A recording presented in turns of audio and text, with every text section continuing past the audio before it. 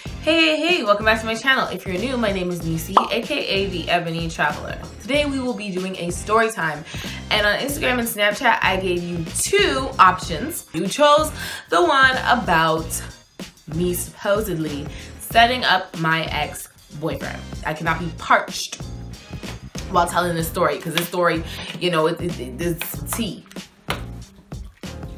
Okay, I think that you guys should hit the subscribe button by now.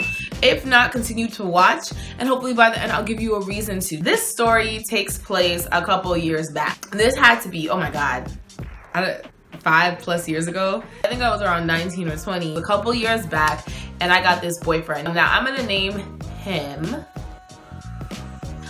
Tom, okay? His name is Tom, because I have never dated a Tom in my entire life. So I don't remember how Tom and I met, but we did, and obviously we were in a relationship. Honestly, I think the duration of our relationship was about 3-ish months. So Tom, I didn't know him in high school, but I had seen him around in high school, and he was a flashy guy in high school. Like, he had a car, he'd be spending money, and I saw the girls he dated and the way that he treated them and like spoiled them, whatever, and I was like, okay, fine, whatever, you know, let me give this a little go. He seems all right. This is a couple years after high school, but whatever. Fast forward, we're dating, whatever. The relationship was meh. It wasn't anything special. Meh. You know, one odd thing that I did find about Tom was that he had 2 phones. If I start singing the beginning of this, I'm sure you guys can finish the end. I got 2 phones, one for the what and one for the what. So that should have been my first kind of red flag. And people love to come on my videos talking about red flag right there. Thanks, tips, let me just hop into my time machine and go back 5 years and pick up the red flag that you just dropped for me. Like, there's no point in you telling me it was a red flag. These stories are strictly for entertainment purposes, so you guys can learn from my mistakes, not for you to tell me it was a red flag. Like, so anyways, the phone that he had was one of those sus phones. Like, you know, I think they call it a burner. One of those sus phones. So if he got like a call or a text on that phone, all of a sudden he had to go. Like, he had to be gone. Like, he had to be out of there. So I'm like, this is weird, but whatever. Okay, so another fun fact about Tom is that he was a mama's boy. And I'm not gonna say that's an issue. Love your kid from here to tomorrow morning, but give them some breathing space. His mom was like always trying to give people side eye. She was always trying to tell him what to do with his time and his money. She was overly involved. She would say little petty things around me, like, and I didn't like the way that she would sometimes like throw shade. And I always felt like whenever he forced me to be around her, she would be like asking me like weird, like little testy questions. She'd be like eyeing me, sizing me up and down, making little sarcastic remarks. I felt like I was walking on eggshells whenever I was around her, and I didn't feel comfortable. Moving forward, there was this one day him and I were together. Now, another fun fact about me, and another reason why his mom was always on my case, was because I am from what is known as a hood in Toronto. Like, I'm not from the nice side. His mom knew that's where I was from, that's where I lived, or whatever, because she made sure to ask me where I lived. She was just like, oh. And I was just like, like, and we were from the same place in Toronto, but the specific neighborhood that I was from was not it. He was living very close to a hoodish area. Like, he was pretty much in it. He was just like across the street from it. Like, the area that I was from and the area he's from, I'm not gonna say that they didn't get along. I guess certain people didn't get along with certain people from those areas, all that jazz, whatever. So pretty much she didn't like where I was from because she felt like that would be an issue for her son. So there was this one day him and I were walking, and there was actually one other friend. I'm not gonna call her by her name, but if she remembers this story, she'll know. I'm gonna name this friend Shanae, just because I'm feeling like that today. So Shanae and I were walking with Tom, okay? But Shanae and I were heading to our friend's house to get ready and go to a party. He lived in the same general area, so we were walking with him. Now, Shanae wasn't feeling him from jump because he's pretty weird, and he was really eccentric. Like, I can't even describe this guy to you. He was just odd. Like, he was really jumpy and really sus, and that's why I felt like he was doing some sus things on the low, because like I said, whenever he get a call, he'd jump up and leave. So when he was around her, he was saying weird things, he was doing weird things. So pretty much we walk into his area. So we weren't directly in his area yet, but we walked past a group of guys. So the group of guys are chilling, and then like one of the guys was on a small bike, you know, those little bitty bikes, and he was staring at Tom, and Tom was staring at him. It was a weird stare down. So I'm just like, okay, keeps it moving. And Shanae's like, what the fuck? And I'm like, I don't know. So Shanae and I, we're moving, Tom's moving, and then we hit like a park. There's a park right near where he lives. And as we're walking through that park, the same guy who was on the bike and that we saw not even 5 minutes ago comes riding up. And we're like, okay. And this literally happened in the span of like 5 seconds, I promise you. The guy threw down his bike, he was like, I was like, and he jumped up and starts chasing after Tom. When I tell you guys that Tom ran out of his shoes, he had on some Jordans. Why did Tom run out of his shoes? Like, and he was gone. Like, shoes are on the ground, Tom is gone, he's blazing, he's running, dude is chasing after Tom. Then they get into like a scuffle. So the guy like grabs Tom, and then Tom like ducks and does some shit, and he gets out of whatever hole the guy had him in. He dipped, he was out of there. He's like, and the thing is, we were so close to Tom's house, so Tom just ran down this one little like alleyway and he was gone. He left me and Shanae standing there. So now dude realizes, okay, Tom dipped, whatever, and he turns around, he looks at us, and I'm just like, and Shanae's like, let's get out of here right now. And I'm like, no, I can't leave him. No, he's my boyfriend. Am I dumb? Why the hell was I talking about, oh, he's my boyfriend? This man could have had a gun, he could have had a knife, he could have had anything, and I'm gonna talk about, oh, no, we can't leave my boyfriend, we can't leave my boyfriend. Like, what? He just left us. Obviously, Tom knew what was up because he dipped. Why are mans jumping off their bike for you, Tom? Tom, why are mans jumping off their bike for you? Well, anyways, me and my stupid self was like, no, I can't leave my boyfriend. Let's grab his shoes and go. Should've left them there for the guy to steal them. We grab his shoes. Shanae is not about this. She's like, I don't even know why we're doing this. Like, we should be out of here. We walk down the alleyway. So now at this point, we're kind of jogging down there, and I'm met by Tom's siblings. So his siblings look at me, they're like, yo, what happened? As his siblings are talking to me, Tom runs out of the house and he runs by me, and he has his hands in his pants like this. Tom's hands are in his, I can't even show you, I have a dress on. But Tom's hands were in his pants like he had a ting.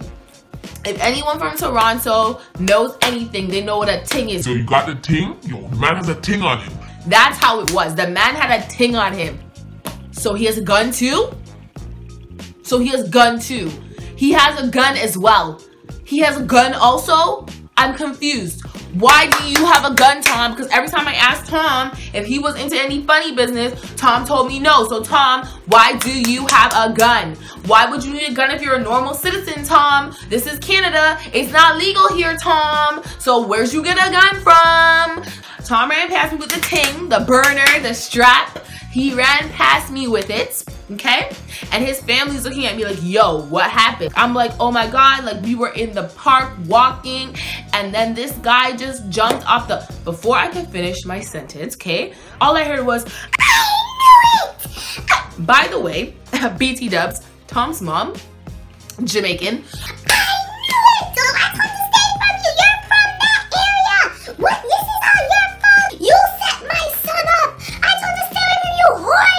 And I was like, oh, she was not breathing. She was just accusing me of setting her son up. I just want to remind everybody that I'm standing in the middle of the street. I didn't hit his house yet, eh? I'm going to describe my outfit for you guys as well. I was going to a beach theme party. I was in little pum-pum shorts. I had a little, maybe a crop top or a t-shirt on. Another fun fact, my grandma lives on the other side of this lady. My grandmother's house is on the other side. If my grandma or her husband had been driving by, what a piece of crosses it would have been.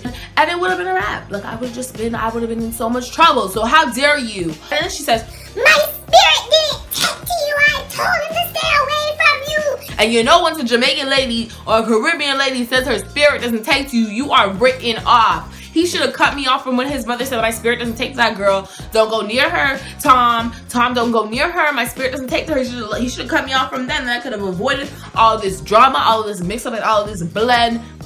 Okay.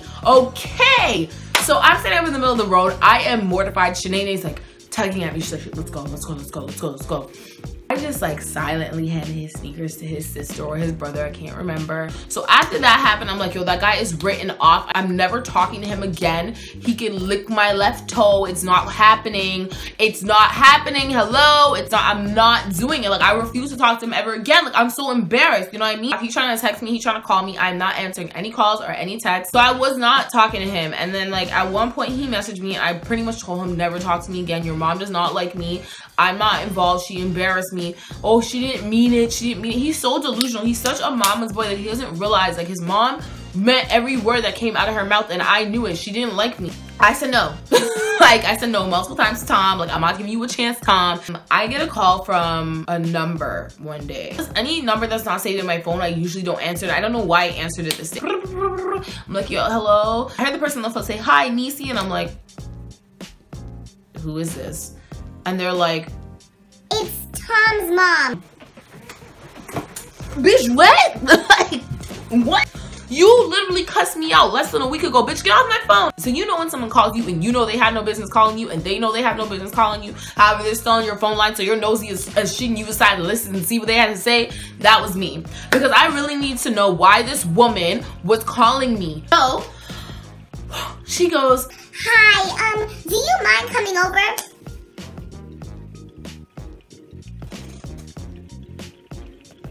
what? She's like, yeah, do you mind coming over? I was like, I don't know if that's a good idea. She's like, oh, no. Don't worry. I just really want to talk to you. You know, Tom is very, very, very upset. And I shouldn't have said those things to you. So if you could please just come over.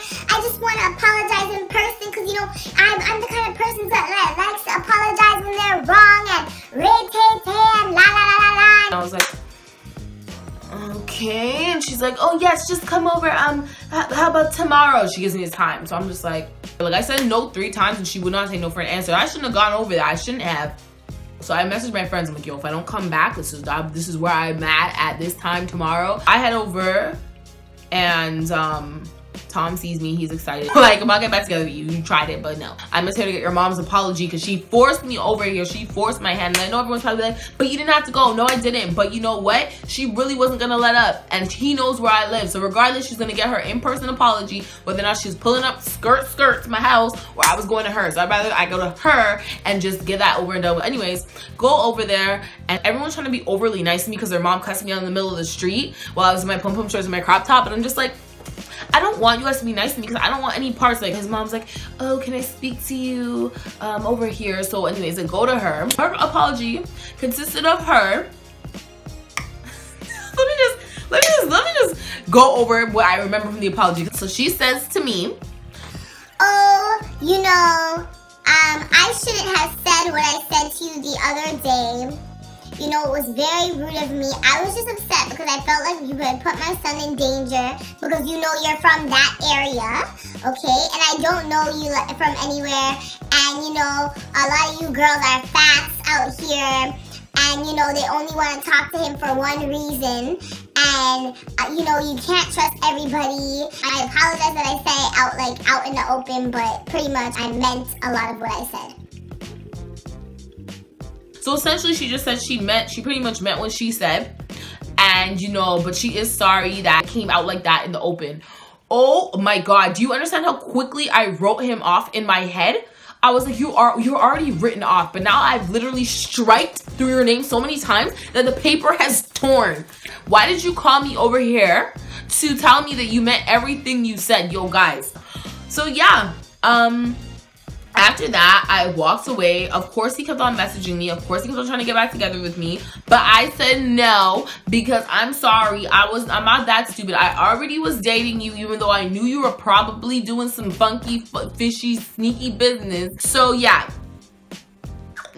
I did not set this guy up. I have no idea who that man was that attacked him, but obviously from what I'm telling you guys, the fact that he runs off when his burner phone rings and the fact that he even has a burner phone, we could probably put 2 and 2 together that it had to do with some hood business. She's trying to get at me for living in the hood. However, her son is into hood things. That's pretty much the story of how my ex-boyfriend's mom accused me of setting him up. Hopefully you guys enjoyed that story time. If you did, make sure to give it a thumbs up, and I'll definitely make my Walmart story time my next story time. Please don't forget to hit the subscribe button, as well as follow me on Instagram and Snapchat, and make sure that you go ahead on Facebook and like my Facebook page. Hashtag support the man dem. And as always, it's a peace and it's a love and it's a annyeong.